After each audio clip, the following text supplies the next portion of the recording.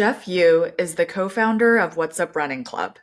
Jeff and I met through our previous employer in Hong Kong, where we built robots. Jeff and Wazup is actually the reason why I started running again, so I'm so grateful you're here. Thank you so much, Jeff. Tell us about Wazup. How big are y'all now, and what are y'all about? What's Up is a running club started in Hong Kong back in 2020. I think we started out with like seven of us and we're just like running around like Hong Kong waterfront because throughout COVID, people couldn't really travel around the world. So we're kind of stuck in the city. And we're all just looking for something to do in the beginning. And I think with the growth of Reels, like social media, we're documenting all our runs around the city. We attracted like a lot more people joining our runs, like on and on, half a year to a year. So we grew from about like seven people to about like 100 within, I would say, like a year time. And then now we're about like 300 active like members that love to run together weekly. And we host different types of events. So we're trying to keep like running a little bit more fun than just cardio exercise. How did y'all get started? You said it was seven people running across Hong Kong city waterfront. What's the origin story? So the origin story started with our like the core founder of the running club. His name is Andrew. He actually started with a few of his like immediate family, just as a form of exercise together as a family. Start posting on Instagram, and that's where I found it. And when I joined them, like that was like the seven of us, and we kind of just ran around. But slowly, I think by running together more and more, we sort of set further and further targets and kind of like brainstorm different ways of running around the city. I think that sort of really got us to start planning like reoccurring events and attracting more and more people to our run events. Hong Kong is such a active city. There's hiking trails everywhere. People are running, trail running. It's like really big. It's probably a good place to start like an active running community. Tell me about the different runs that y'all host every week. I used to join your weekday night run. I think it was Tuesday or Wednesday, and we ran 8 kilometers, and that was a long distance for me when I got started. And I remember something that I really loved about like what y'all did is you always had a pacer at the very end that was just there to make sure that the slowest person wasn't running alone. And I don't know if that's like a common practice. And I really love that. And for probably like over a month, maybe two even, I was always the last person. And I took my jolly time. And I think everybody pretty much waited for the last person. Again, I don't think that's really common. So yeah, just really appreciate that. And that's what really got me to start running again after like the heights of my middle school cross country career. Yeah, no, but thank you for thinking of us like a lot and joining, a lot of our events. Addressing like your first question was like what type of runs that we usually host. And that really ties to like the special geography of Hong Kong because we have city runs because we are obviously a city, like an urban city, a lot of flat grounds, but at the same time, Hong Kong Island is built around like, a couple mountains. So it's kind of like an island itself. So there are actually plenty of trails that we can actually run. They're not super, super steep, but it definitely is a good workout to run up one of the hills in Hong Kong. We also offers like track sessions for everyone who's like looking to challenge themselves and also train for better performance for an upcoming race. So we do offer like different types of runs. But as Ryan, you mentioned, our flagship event is our Wednesday Urban Run that runs along the Hong Kong Harbor. That's our most, I would say, inclusive event, meaning it's the most gentle to like newcomers at the same time. It's also fun for all ages. I think we have runners who age range around like 15 years old to I think 70. I think we had one runner that was like 70 that joined our Urban Runs event.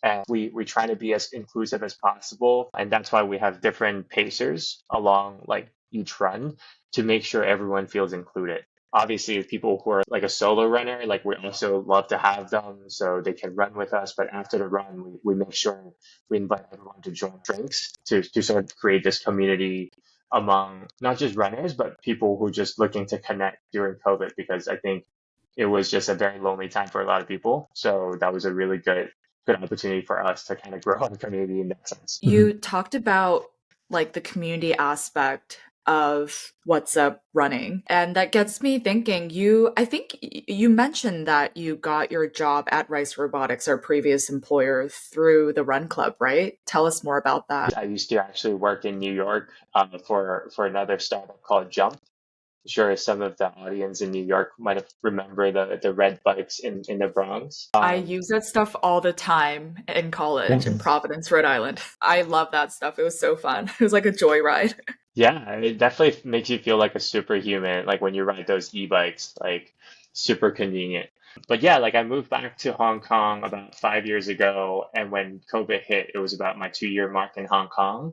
And that's when I went through a transition in my life where I left Uber slash Jump at the time and was just figuring out my direction and also reevaluating my health during the beginning of COVID. And that's when I joined What's Up and met Andrew and the crew. And actually, that's where I met the recruiter that had me with another recruiter that recruited me. That was very interesting because it was a very unconventional way for me to network. Like, I think professionally, I had never expected that. I thought I would have some similar experience maybe at a golf course or maybe like, at a and over drinks, Yeah.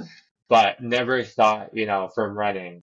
But I think it's actually pretty funny because like I was so embarrassed to not be able to keep up a good conversation while running. So I think that was like one of the motivation for me to keep going and like Yeah. catch my breath and prove the point that like, hey, like I can actually carry a good chat during a run. I guess you weren't expecting it, and that's Hmm. really the best part of networking. Like, I think if you keep putting yourself out there and have networks that are beyond your immediate tight group of friends, like naturally this type of serendipity can happen. I mean, even with my current job at the New York Times, it went through so many layers of friends. It was like my close homie Vivian, who I met in Hong Kong, who I met Right. through a friend. So it was like a friend's sister's friend who I became really close with. And then her connections, recruiter, and then they slotted me into different jobs. So like I feel like it's like Oh. it can be so serendipitous, but at the end it's because of actions that you took. Like you put yourself out there. I, was putting myself out there to meet different interesting people, and you put yourself out there to run and get better and all. So for your especially your Wednesday night run, which is your flagship run that meets at the Hong Kong observation wheel, right? The big Ferris wheel. The age ranges have gone from 15 years young to 70 years young. What's a Run Club seems like a pretty like diverse community. Why do you think that's important? Does it just make the community fun? Tell us your approach to diversity when building a community. That's a really good question because I think you also mentioned how like it's very rare for you to see run clubs that had like pacers and all that to have that inclusiveness. And I think Yeah. that's one of the experience that I would call out like what's up being very different than I think a lot of communities and a lot of run clubs in general because I remember before joining What's Up, I've also tried out different kind of groups and communities and there's this a sense that I have to be at a certain level in order to join, or I kind of have to have a certain Yeah, type of totally. personality. Yeah. Um, not to say it's not a good thing, but it's just I feel like sometimes some groups would feel excluded and would feel not repelled, but a little bit intimidated, right? Joining in. And I think that really sets us apart, and that's why it's so important for us to carry on that inclusivity and that warmth to show everyone who comes in. I think that's also a challenge to myself as well. Like I used to be quite shy, and I used to be well, not shy, but it's a little bit hard for me to kind of talk to everyone, right? Like getting to ask the right Yeah. questions and getting to know somebody. Like a lot of times I do have my opinion, but I think like by learning by being part of this community makes me a better person in kind of learning or understanding other people. That's really like the reason why like we want to keep it open and keep it inclusive is because we believe in running where it's like it should be suited for everyone, no matter how fast you run, how long you run, or even like what language do you speak. Because I think that also Yeah. sets us apart because as I'm Hmm. speaking now, like I would call myself a native English speaker growing up, Yeah. but then I'm also a native Cantonese speaker. So I think that really drives the different part, especially for us in Hong Kong specifically, because Hong Kong is quite diverse. I would say there are three main languages here, which is Cantonese, of course, English, and also Mandarin. And for all our captains, we all sort of speak those three languages. So it's quite unique for us to keep that. And not just language, but also we understand the culture. So that's also why I think we are probably the most inclusive groups in Hong Kong. Yeah, definitely. And I think just by virtue of living in Hong Kong, like we're so lucky to be able to experience like all the different cultures coming together. And I think that expands your mind so much compared to, like most Yeah. countries, there's like one like main language, or at least that there's like a big mainstream culture. But I think in Hong Kong, there's a lot of people who come to work, and I think there's like a big expat community. So being an Mhm. international city is like a huge part of the economy and how Hong Kong operates. So it's very cool. Yeah, I remember you mentioned that running is inherently an inclusive sport because you really only need a pair of running shoes. Obviously, you can get Right. very fancy with the running shoes, but for most people, running shoes aren't the most expensive thing, and they usually have a pair lying around anyway. So I love that. Just like continuing with that ethos of running, just being like creating an inclusive community, as inclusive as the sport really originally can be. Tell us about your business lines. I saw you have an online shop for apparel and running gear, and y'all offer coaching now. Even like celebrities, I don't want to disclose it yet because we're working on something with them in Hong Kong Whoa. that actually caught their attention during one of our long runs. He actually came up and chatted for a while about a collaboration. And that actually motivated us to say, like, hey, maybe we should start sort of like an e-commerce store to sell our swags. And me being, coming from a hardware background and product development background, it's definitely something that I've always been looking to do. And we're selling, running apparels, as well as like accessories that are necessary for runners to sort of promote that, like the what's up spirit slash design. And eventually we do want to bring in more, product development ideas that can help our runners to represent themselves, like customizations and stuff like that. So we have that e-commerce part. And you also mentioned like coaching.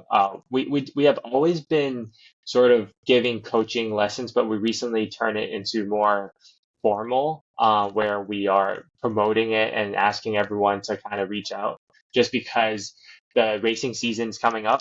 Obviously, we have Berlin coming up this weekend. Oh, as we're recording, it's the weekend of the 24th of September. And we also have Chicago coming up in October 8th, and then New York Marathon in November. I believe you're also doing so. Yeah. Next year, 9+1 Next year. this year, but yes, fingers crossed, next year it will be me. Yeah, so like we are offering those because we do have runners ourselves, and we know a lot of people from Hong Kong, since they haven't been traveling at all in the past years, they are flying out to these races. So we want to prep them up as much as possible and give them their best shot to do their best. And in a way, in a sense, if they can represent what's up, that would be great. It's super cool because I guess like what you're saying is naturally you build a community and people want to rep the brand. And so like naturally Right. there's apparel, there's gear. And you mentioned that there's a cafe evening opening soon, Oh, right? Like that's so wild. yeah. That's so Yeah, cool. yeah. So we also saw that like missing piece in Hong Kong because there was a huge craze with like, boutique cafe that's popping up during COVID.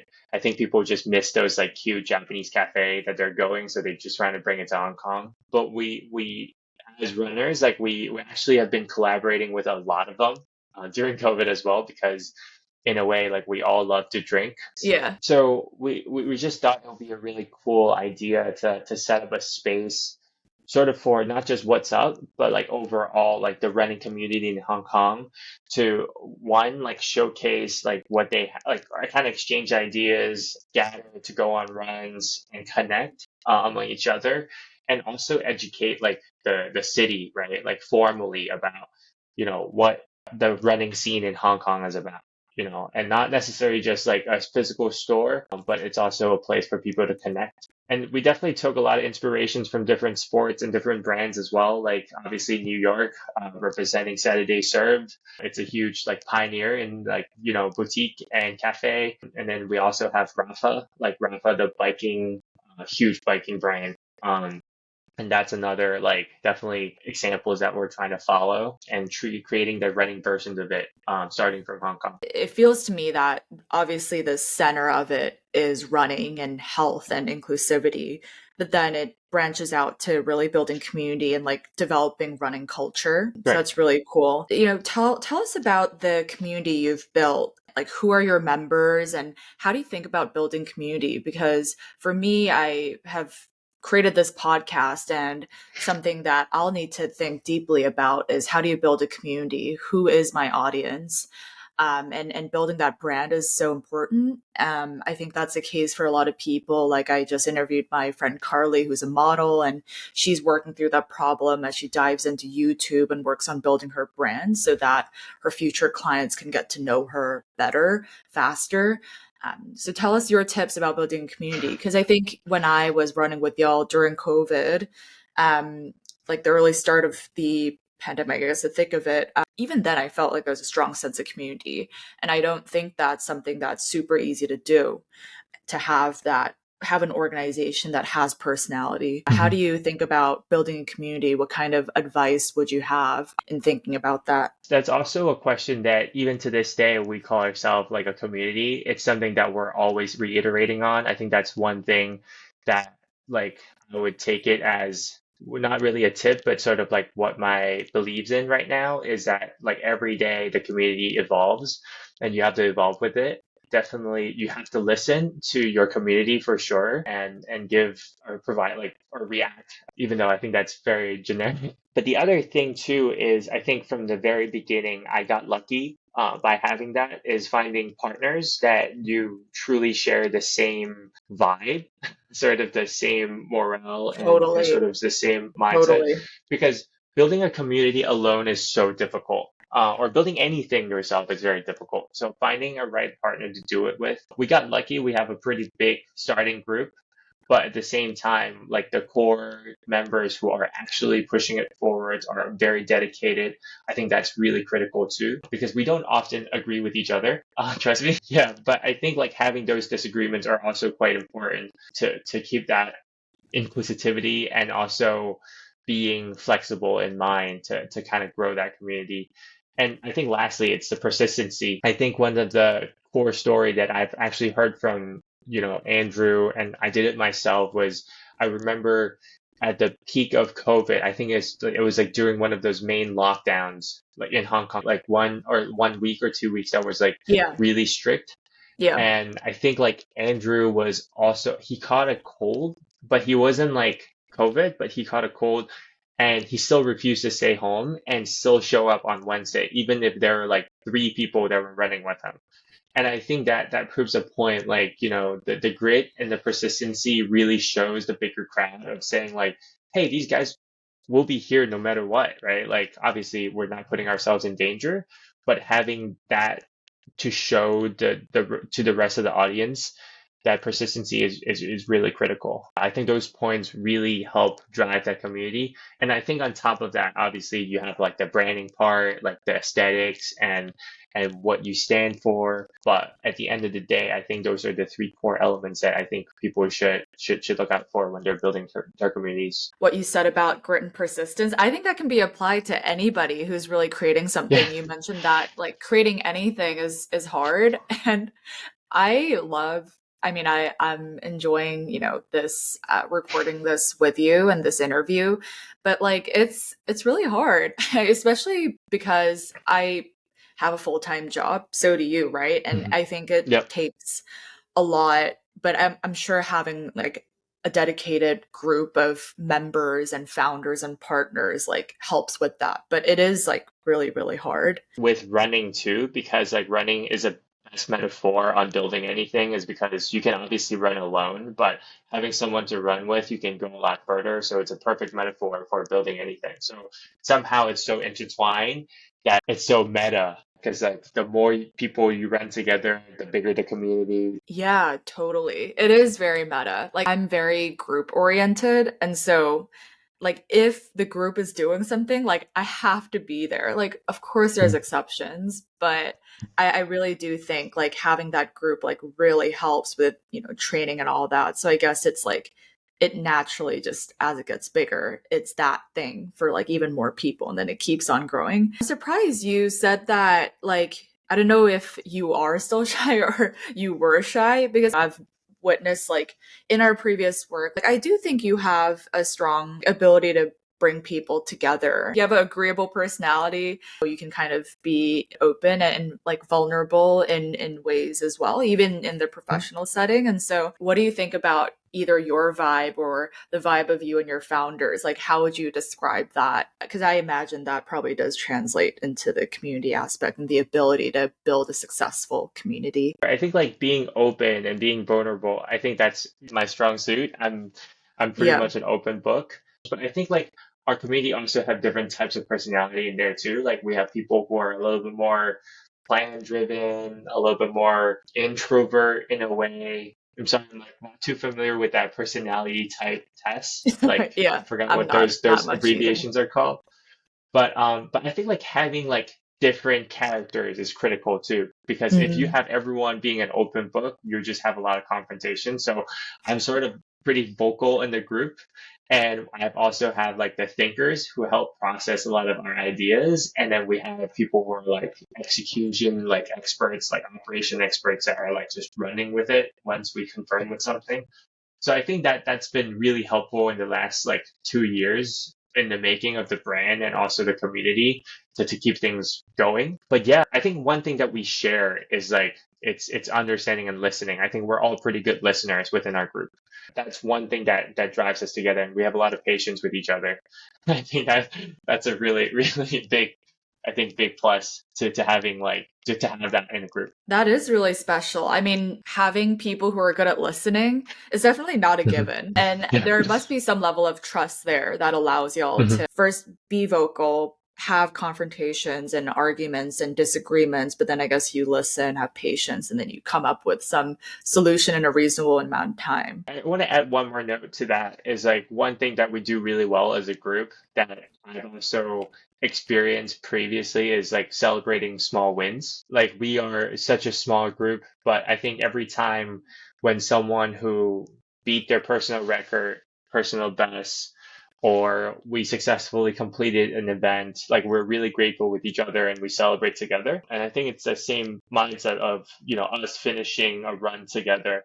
That's the same idea or the same concept, right? It's just a small little thing, but I think that we can also take that experience from running and apply it to how we run the community together or how we run a brand together. Yeah, I love that ethos. I Yeah, didn't think about it, but it definitely makes sense. Like if somebody yeah, runs a 10K and they cut their time by however many seconds or even minutes, like it would be really yeah. nice if you got this 300 person strong like active community like, behind you and pushing that forward.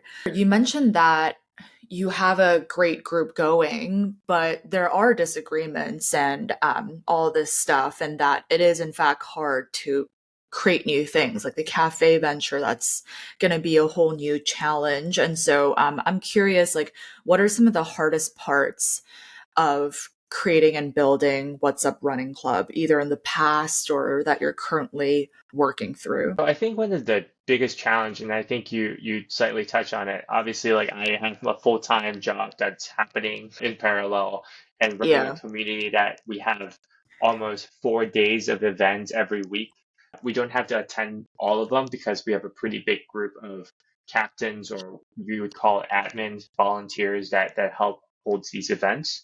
But still, like at the back of my mind, I think like delegations and time management is like the most critical or most challenging part to us all because we are all part-time kind of hustlers in trying to make this work. I think there's a very common term in Hong Kong. It's called slashers. It's like one person who's like doing a few things. But Yeah. I think like that's something that we're continuously working on and working towards. But I think eventually we will try to hire people who help like run this thing full time. For the cafe, we must do it, and maybe Yeah. that would be a first starting point for us to get used to actually managing people who run this whole community. And I think instead of taking the cafe as a challenge, it's actually a really good physical learning lesson for us on running the business realistically 24 hours.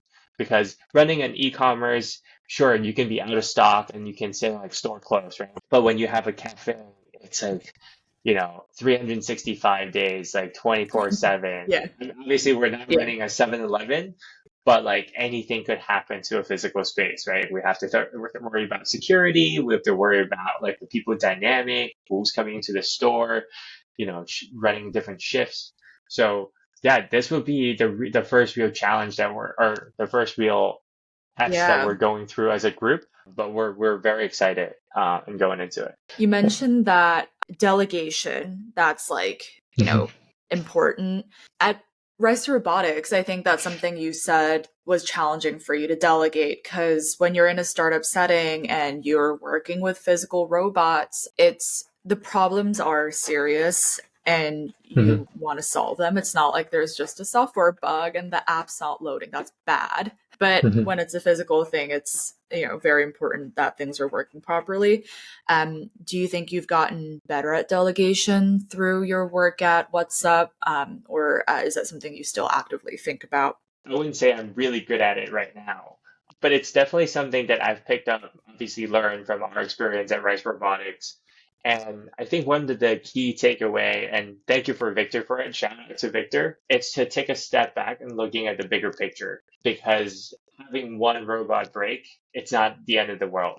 It could be very stressful at the time, but if you actually learn how to take a step back and look at the bigger picture, this might be just a twist of an ankle that you learn how to recover, right? Like just take it as a positive note. I think like the other reasons why I'm able to do it now is because I think part of it is more ownership of what we're doing. Obviously, the learning experience from Rice Robotics as well. So I wouldn't say I'm still really good at it because like I have a pretty strong opinion on how everything looks and the Yeah. aesthetics. Definitely learn how to be more patient and and just let it flow. I think like it's more beneficial and actually I think that's what allowed us to grow a lot bigger this time around with like, 300 members. Because if you have to worry about each individual one and plan every little thing down to the detail yourself, it will be so difficult. So I'm grateful to have a really good team that we can delegate, or I would say share the workload. I wouldn't even say like delegate the workload Yeah. is very, very critical. Yeah. And it's really the best feeling. I think for me, it's Mhm. something that I've been working on in my corporate job as a product manager to really be intentional about proper delegation, sharing of work, sharing ownership. And when it's done well and right, like it's the best feeling and it's so Yep. productive. It's like all these things you wouldn't have thought of. There's other physical brains. They'll think of things you just wouldn't have caught. It's practically also a lot more efficient. And so, yeah, Yep. definitely can understand that. The cafe is a physical venture. And I think something that's in your strengths is working on like physical products, like whether it's the robot or your previous work with jump bikes. And so, with like What's Up and your background in manufacturing, engineering, product management, and product development, how do you see parallels in that work experience translating to how you work on the club, whether it's like the community aspect or very practical aspects of the store and the physical goods, for example? Yeah, I think there are three layers to the questions. There is one layer of how I apply like my hardware experience to the club, hardware experience to the product, and hardware experience to the service. I think for the club, absolutely. I think I'm still using the same mindset of like, all right, let's start small. Let's do the prototype, like run a small event. And once we feel like we have the gauge on how to operate a small event of maybe 10 people, then let's try like 20 to 30, right? And then like once we have 20 to 30 down, we figure out the logistics, we figure out how everyone moves, how everyone's pace, who are the attendants, then now we can use this group to collaborate with different groups for a bigger event. So that's the same mindset of I always articulate let's prototype it, let's break it, and then let's build it again. So I think I brought up the whole Apple process where we do design validation testing, engineering validation testing, and production validation testing. I think I applied that to every day, my day-to-day life. It's just test and trial. And but I would say like I'm also learning a lot from the garment industry because it's a totally different beast to hard goods. Fabric, it's not just when you say Pantone 110U, it's not exactly 110U. It depends on how the light shines on that fabric, how the pattern looks. So it's actually really interesting. I'm like moving towards a little bit industrial design, obviously fashion design. So it's very interesting to me, and I definitely need help. So if anyone who's listening to it is interested, please reach out to me. Like obviously we're testing different samples. We're having like seasoned runners to try out our products, give us feedback, and and then we're reiterating on it. Yeah, same ideology. Service wise, I'm not sure yet. So because like we're going to a little bit more like more F&B, like food industry, we obviously have a really good staff that's coming in that's been in this industry for a while. I think for that it's more I think management. But I think it's also part of like service too. Part of our experience at Rice Robotics, it's talking to people, talking to customers.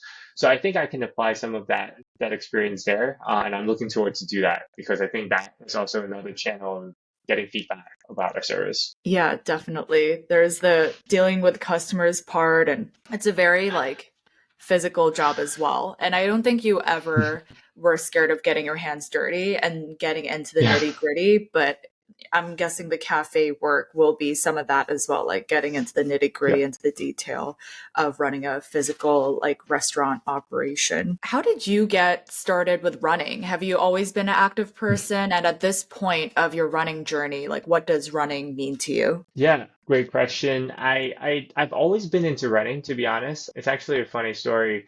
I started running, I think I did my first 10K when I was 13, and I was running with one of my best mate from high school. He's a long distance runner. So I remember going onto the track and doing this 10K. We did 4 laps, and then he goes, "All right, we're about to start." And I'm like, "What? Like that was a warm up?" Yeah. Oh no. And then I think that scarred me from long distance running when I was 14. And I started doing like, track, like sprinting, and then starting to move towards like other like team sports, like, basketball, soccer. And then when I got to the US, I didn't really make the basketball team and I started playing like golf instead. And then as I grow older and older, like I just sort of lost my physical ability or athletic ability because of work or even like the time to do any of the sports. I think it was just we were just really busy. But thankfully, I think also coming back to Hong Kong, working remotely gave me a little bit more time to care about myself, like even before COVID. But I think after like years of not really doing any like endurance sports, I was having a lot of trouble like running even like 3K. And that's when I decided to like really get out every day and run. But then kind of like a calling was like, oh, I've always been into team sports. I think running was just too boring to do it alone. So that's why I started like going on Instagram and finding like different run clubs to run with. And that's how I got involved with Andrew. In the first place. As far as my running journey, when I joined WhatsApp, I was about 28, and I was sort of giving myself a target of, hey, maybe I should run a marathon before, I turn 30. That seems to be a pretty good quarter life crisis goal. And thank you for the community. I think everyone helped. Everyone gave me really good tips throughout the journey of, hosting events and chatting with different people from different cultures and different experience. And finally, I think before my 30th birthday, I did 2 marathons and I did a round the island ultra marathon in Hong Kong, which is about 60K kilometers. I think that's about, Crazy. yeah. And there's elevation. It's not flat, I'm guessing. Yeah, it's not. Obviously, it wasn't like really running at a certain like fast pace the entire time. There's definitely parts of it that was like walking up hills and stairs, but still, we were able to finish within I think 9 hours. That was really exhausting, but I think that was the pinnacle of my recent like fitness ability. So cool. And then like early this year, we went to Kyoto as a group together and we ran a marathon together with some of the first time marathoners, us being like a sort of a support group, which is really nice. and also a chance to travel outside of Hong Kong for the first time, which is really cool. And then, yeah, like right now, I'm just kind of using it as sort of like a space for me to like time for me to think and time for me to get myself organized. I would say if I sit down, and I'm sure like when we were working together, I like my mind just goes like 150 miles per hour in like 8 different directions. So running is definitely a way for me to sort out like my thoughts and sort of help me have like create like a really nice I would say void for me to process everything. But I think it's because during that physical labor, it kind of like slows me down a little bit, and allows me to think a little bit more clearly. Oh my Yeah, God, definitely. there's a cat. This is Sorry. you. He's joined the chat. It's inspiring that you said that you, at some point with professional work and all that, you could barely run 3 kilometers. And now you've run multiple marathons. You ran 60 kilometers in the span of 9 hours. Like, this is so nuts. You mentioned that running helps you process things. Is your mind empty when you're running? Like, is it a meditative thing, or do you kind of think about the things that are maybe bothering you or different challenges that you're having, and it you just are able to process it in like a healthy way? I don't go into a run with an intention. Like Yeah. I don't create a list and go into it and trying to solve everything over a run. It's not necessarily empty, but it just gives me a little bit more breathing room to think. Because I think when I'm Yeah. sitting down and actually reacting to my thoughts, that was the biggest problem with nowadays technology and the internet. Whenever you have an idea, is you can always go research it. And that kind of birthed like sort of like a brain tree of different ideas that you Yeah. just keep going on and kind of lost sight with your original thoughts. But when you're running, you can't really get on your phone. And I try to run without my like AirPods or earphones or anything. Wow. So yeah, and I'm lucky. Like I actually live by the water, and also like Core Bay, I live by like the water as well as like a trail that is not like extremely steep, but is really quiet. So in both scenarios, it's pretty meditative. It's really relaxing. So I kind of just let my thought like just go and like run loose and just follow that train of thoughts. And then I think at the end of the run, even though like nothing had changed, right? It's not like after the run I finished my tasks or anything, but it sort of gives me this endorphin and like the sense of positivity to kind of tackle that. So it's kind of like a brain dump or like a brain shower, so you feel refreshed after the run to kind of tackle more things for sure. Yeah, like the runner's high, the mental clarity. And something that I noticed is, I mean, our job was stressful. It was Right. many things all at once, all sorts of different Yeah. challenges. Like, I noticed that as you increase your running and you're running those marathons, preparing for those marathons, like it seemed like you had a more sense of like mental clarity and like calmness. And so I think the Hmm. effects of running are they're really good. They're really good. And it's good because Yeah. there's such a community around it in New York City, and you're Hmm. building like that type of community in Hong Kong as well. What advice would you have given yourself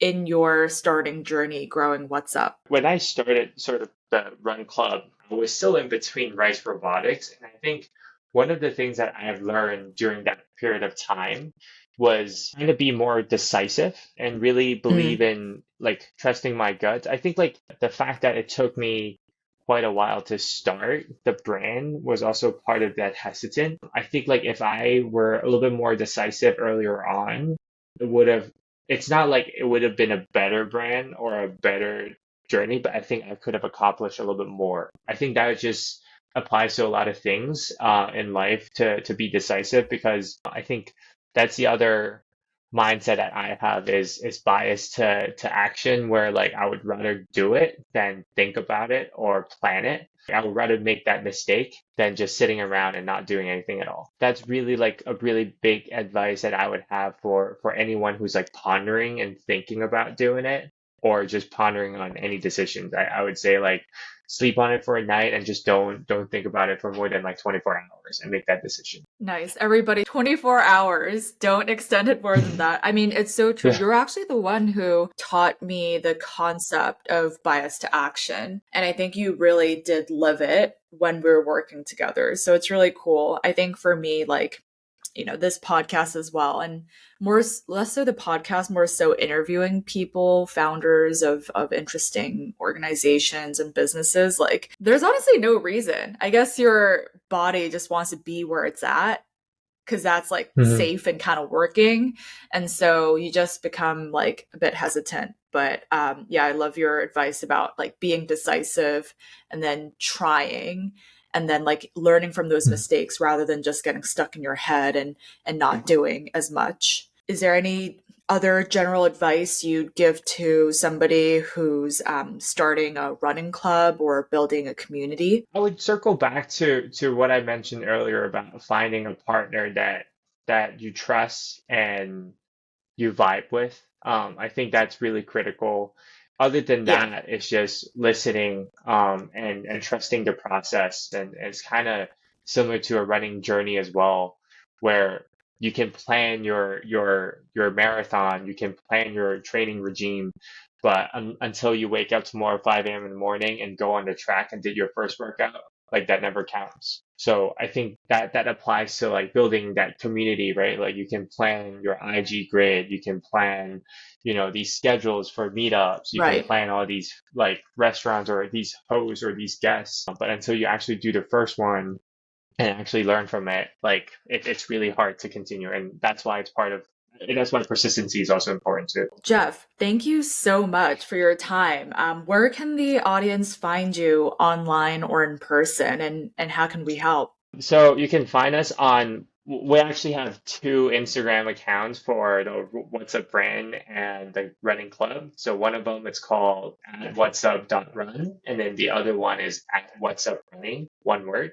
And you can find me personally at Thanks Jeff. That name kind of came about when I answered a lot of emails, and that was kind of like my sign off. And finally, like our e-commerce store, whatsup.run is also our domain, so you can find all our products there. We will be kicking off international shipment.